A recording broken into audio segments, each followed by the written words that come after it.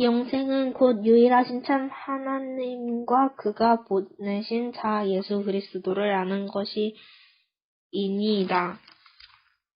사울이 주의 제자들에 대하여 여전히 위협과 살기가 등등하여 대제사장에게 가서 다메섹 여러 회당에 가져갈 돈문을 청하니 이는 만일 그 도를 따르는 사람을 만나면 남녀를 막론하고 결박하여 예루살렘으로 잡아오려 함이라. 사울이 길을 가다가 다메섹에 가까이 이르더니 홀련히 하늘로부터 빛이 그를 둘러 비추는지라. 땅에 엎드려져 들으며 소리가 있어 이르시되 사울아 사울아 네가 어찌하여 나를 박해하느냐 하시거늘 대답하되 주여 누구시니까? 이르시되 나는 네가 박해하는 예수라. 너는 일어나 시내로 들어가라. 네가 행할 것을 네게 이를 자가 있느니라 하시니 같이 가던 사람들은 소리만 듣고 아무도 보지 못하며 말을 못하고 서 있더라. 아멘. 얼마 전에 코로나 바이러스의 변종인 오미크론이 나왔다 합니다. 그 오미크론은 코로나 바이러스의 변종답게 아직은 이 새로 나온 거에서 아직은 백신이 있지 않다고 합니다. 국내에서도 몇몇 확진자가 있습니다. 그 사람들 말고도 더 확진자가 있을 수 있습니다. 더 이상 오미크론의 확진자 나오지 않게 해주시고 코로나의 변종이 더 많아지지 않게 해주세요. 그리고 제가 인터넷에 찾다가 본 건데 이번에 코로나가 만약에 끝난다고 해도 1, 2년 안에 바이러스가 다시 나타날 확률이 높다고 합니다. 이런 바이러스들이 더 나오지 않게 해주시고 그리고 이 바이러스부터 고통받는 사람들을 해방해주세요.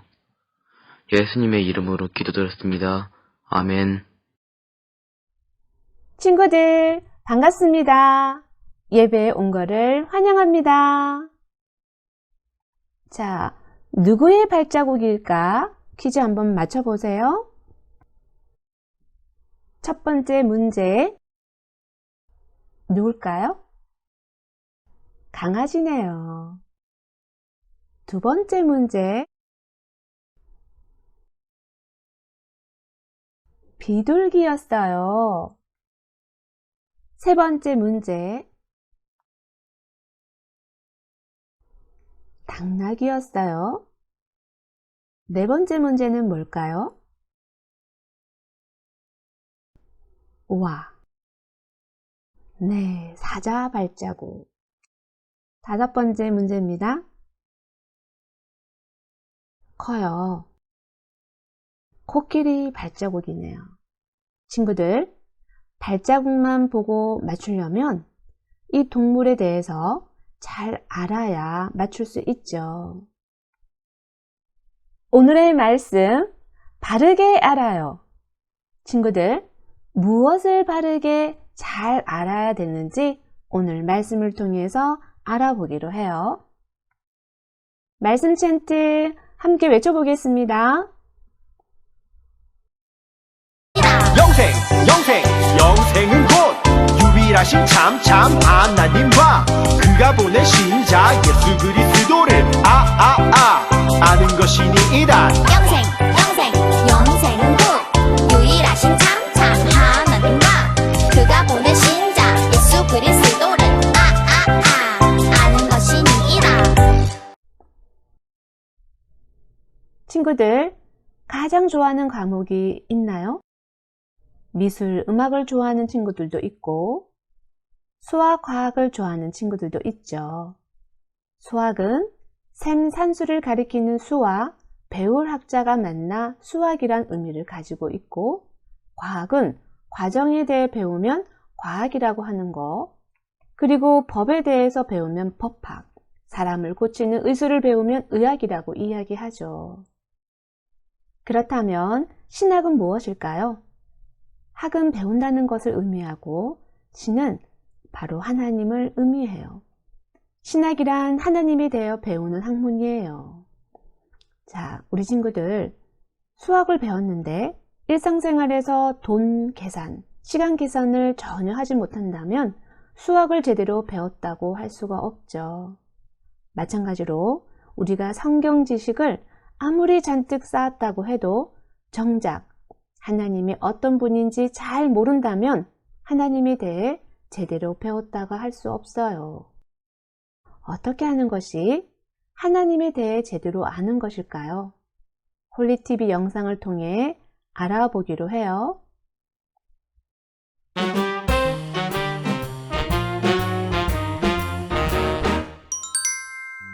여러분 안녕하세요. 우당탕탕 실험실에 오신 것을 환영합니다. 저는 우당탕탕 실험실의 강 박사라고 합니다.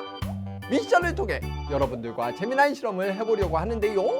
자, 그럼 오늘의 미션을 알아볼까요? 오늘의 미션! 적은 양의 액체로 유리병을 넘치도록 채워라.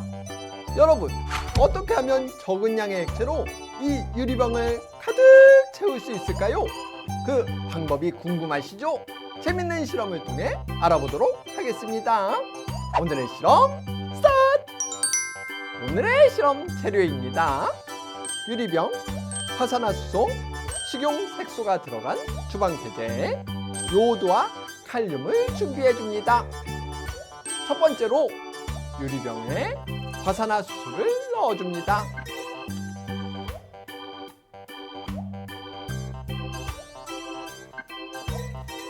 그 다음에는 식용색소가 들어간 주방세제를 넣어줍니다.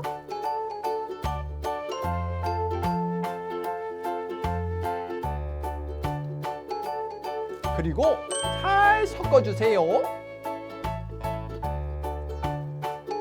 여러분, 색깔이 아주 예쁘죠?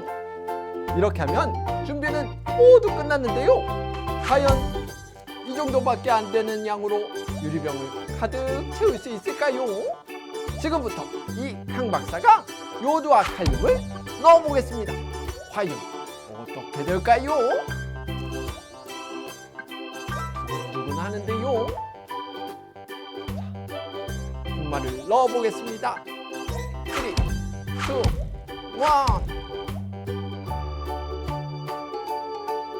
오! 보이시나요? 액체가 거품이 돼서 엄청나게 불어오르고 있어요. 우와! 끝도 없습니다. 계속 나와요. 오, 화산 같죠? 색깔도 너무너무 예쁘네요. 어떻게 이렇게 계속 나올 수 있죠? 유리병을 가득 채우고도 넘쳤으니 오늘의 미션 성공! 그런데 어떻게 이렇게 적은 액체만으로 유리병을 가득 채울 수 있었을까요? 오늘의 실험 원리를 통해 그 이유를 알아보도록 하겠습니다. 오늘의 실험 원리입니다. 코끼리 치약 실험은 화산화수소를 분해하는 실험이라고 할 수 있는데요. 화산화수소가 촉매 역할을 하는 요오드와 칼륨을 만나는 순간 물과 산소로 분해되는 거예요. 그 과정에서 화산화수소와 함께 넣은 주방세제와 인공색소가 아름답고 풍성한 거품을 만들어내는 것입니다. 그래서 이 유리병을 거품으로 가득 채울 수 있게 된 것이지요.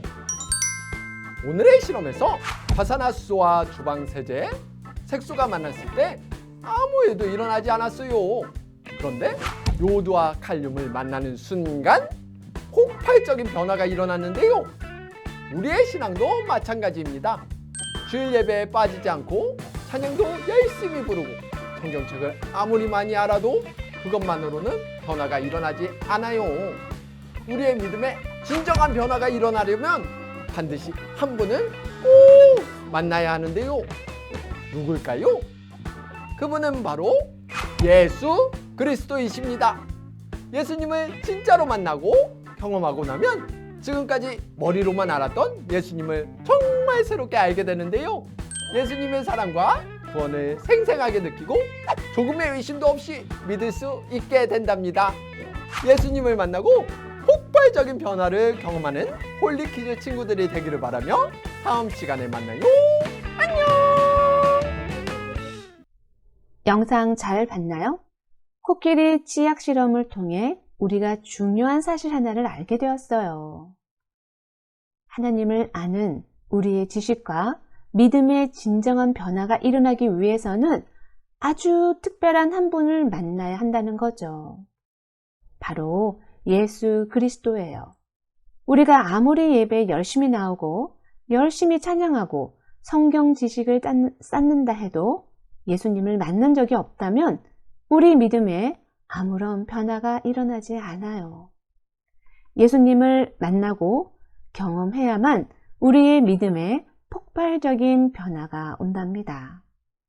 오늘 말씀 챈트 함께 읽어볼게요. 영생은 곧 유일하신 참 하나님과 그가 보내신 자 예수 그리스도를 아는 것이니이다. 요한복음 17장 3절 말씀. 아멘.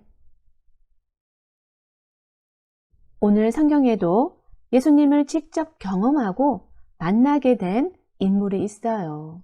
바로 바울이에요. 바울은 성경 지식이 아주 많았던 사람이에요. 원래 바울은 성경의 율법이 세상에서 가장 중요하다고 생각했었죠. 그런데 예수님을 직접 경험하고 난 후 바울에게는 놀라운 변화가 일어났어요. 어떤 놀라운 변화가 일어났는지 한번 화면을 함께 볼게요. 바울은 당시 최고의 율법 교사였던 가말리엘의 제자로서 어렸을 때부터 철저한 율법 교육을 받았어요. 그리고 그 율법을 지키는 일에 최선을 다하는 사람이었죠. 율법을 너무나 잘하는 바울이 볼 때 예수는 절대 하나님의 아들이 아니었어요. 그러니 당연히 예수님을 하나님의 아들 그리스도로 믿고 전하는 그리스도인들한테 화가 났어요. 그래서 바울은 그리스도인들을 괴롭히고 핍박했어요. 그가 괴롭힌 대표적인 인물이 바로 최초의 순교자가 된 스데반이었어요. 바울은 스데반이 예수님을 하나님의 아들이라고 말하며 하나님을 모욕했기 때문에 율법대로 돌로 쳐서 죽여야 마땅하다고 생각했어요. 바울은 스데반을 처형한 이후로 예수님을 믿는 사람들을 더욱 지독하게 괴롭히고 직접 찾아다니며 체포하고 감옥에 가두었어요. 바울은 이 일을 계속하기 위해 다메섹이라는 도시로 가는 길이었어요. 그런데 갑자기 하늘에서 빛이 비치더니 소리가 들렸어요. 사울아, 사울아. 바울은 깜짝 놀랐어요. 누구십니까? 나는 내가 박해하는 예수다. 그건 바로 예수님의 음성이었어요. 그날 예수님을 만난 바울은 그동안 자신이 품었던 생각과 행동이 전부 틀렸음을 깨달았어요. 율법에 대해 모르는 것이 없다고 자신만만했던 바울은 자신의 지식이 잘못되었고 예수님이 정말로 하나님의 아들이라는 사실을 깨달았어요. 바울은 예수님을 만나고 완전히 다른 사람이 되었어요. 예수님을 믿는 사람을 받게 했던 그가 예수님의 복음을 전하는 사람으로 변화된 거예요. 바울은 자신의 목숨이 닿을 때까지 예수님을 전하고 교회를 세웠어요. 바울은 율법을 매우 많이 알고 있었고 공부한 사람이었어요. 율법을 많이 알고 잘 지켰지만 예수님이 누구신지 올바로 알지 못했죠. 바울은 자신이 알고 있는 율법 지식으로 생각했을 때 예수님은 절대 하나님의 아들이 아니라고 생각했어요. 그래서 예수님을 믿는 사람들을 괴롭히고 박해했던 거예요. 만약 바울이 다메섹으로 가는 길에 예수님을 만나지 못했더라면 바울은 평생 동안 예수님을 믿는 사람들을 괴롭히고 죽이며 살았을 거예요. 그런데 예수님께서 그런 바울을 만나 주셨어요.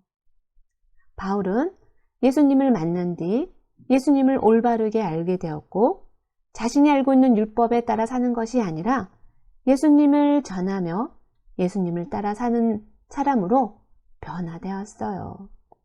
자신의 목숨까지 기꺼이 바치며 예수님을 위해 고난을 받으면서까지 말이죠.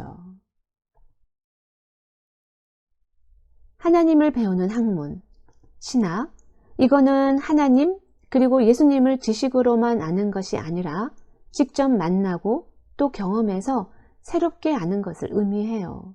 바울이 그랬던 것처럼요. 우리는 하나님과 예수님을 지식으로만 알려고 하는 것을 넘어서서 예수님을 만나고 또 올바로 알려고 노력해야 합니다. 바울처럼 하늘에서 예수님의 목소리를 듣는다거나 예수님 우리 눈앞에 짠 하고 나타나는 것이 예수님을 경험한다는 의미가 아니에요.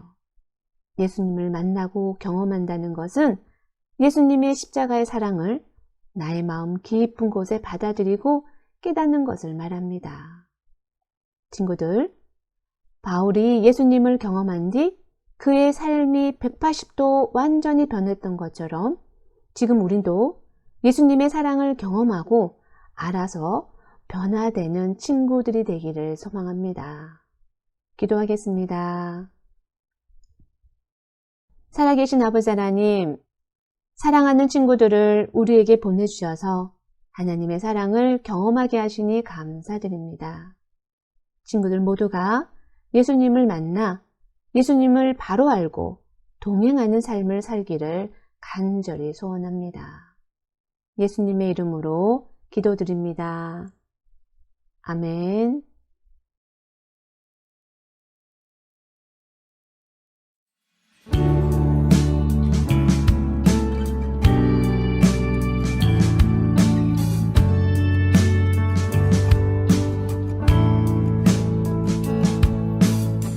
정성 없이 드리는 것 아니죠. 아낌없이 드릴래요. 나의 맘과 정성 다해 주님께 즐거이